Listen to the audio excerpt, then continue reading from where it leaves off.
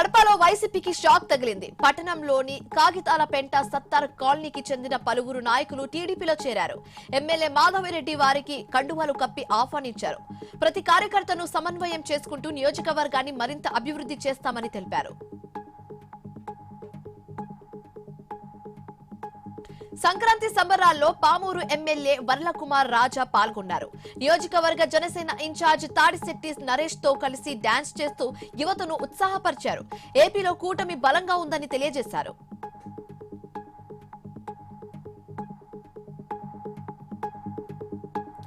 ఆదిలాబాద్ జిల్లా ఇంద్రాదేవి ఆలయానికి మెస్రం వంశీయులు పాదయాత్రగా చేరుకున్నారు. అనంతరం గంగాదేవికి పూజలు చేశారు. పవిత్ర గంగా జలాన్ని మర్రి చెట్టుపై భద్రపరిచిన మెస్రం వంశీయులు అక్కడే బస చేయనున్నారు.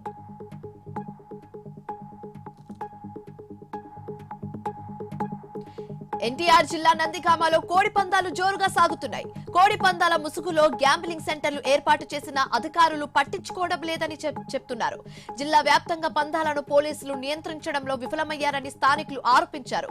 కాయ్ రాజా కాయ్ నెంబర్ గేమ్ గుండారాటతో పందెం రాయుళ్ల జేబులకు చిల్లులు పడుతున్నాయి.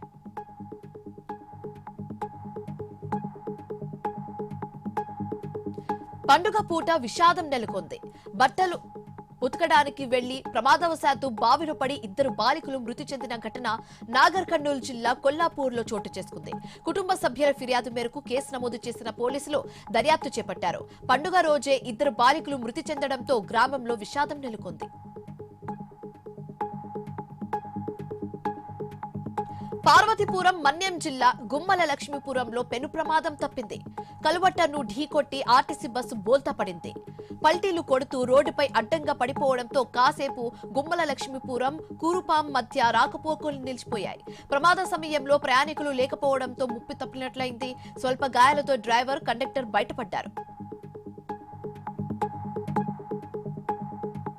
తెలంగాణ ప్రజలకు BRS working president KTR Sankranti శుభాకాంక్షలు తెలిపారు.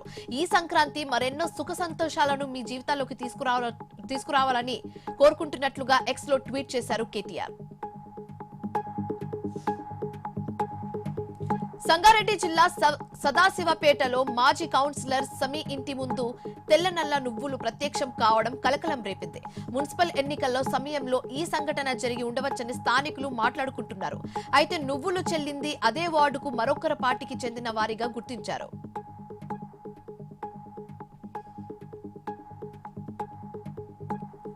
జోగులాంబ గద్వాల్ జిల్లా అలంపూర్లో అమానుష ఘటన చోటు చేసుకుంది. అనారోగ్యంతో ఉన్న తల్లిని ఓ కుమార్తె బస్టాప్ లో వదిలేయడం కలకలం రేపింది.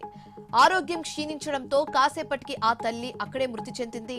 తాను అద్దె గదిలో ఉంటున్నానని, తల్లి చనిపోతే ఎలాగని భావించి బస్టాండ్ లో వదిలి వెళ్లారని కూతురు చెప్పుకొచ్చింది.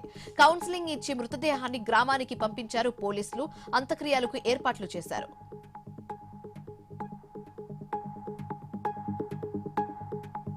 కడపలో ఓ మతిస్థిమితం లేని వ్యక్తి హల్చల్ చేశాడు. ప్లాట్ఫామ్ పై ఆగి ఉన్న ఎక్కి బస్సు నడుపుతున్నట్టు స్టార్ట్ చేసేందుకు ప్రయత్నించాడు. బాలరాజు ప్రవర్తనతో అలర్ట్ అయిన ఆర్టీసీ సిబ్బంది కిందికి దింపి పోలీసులకు అప్పగించారు.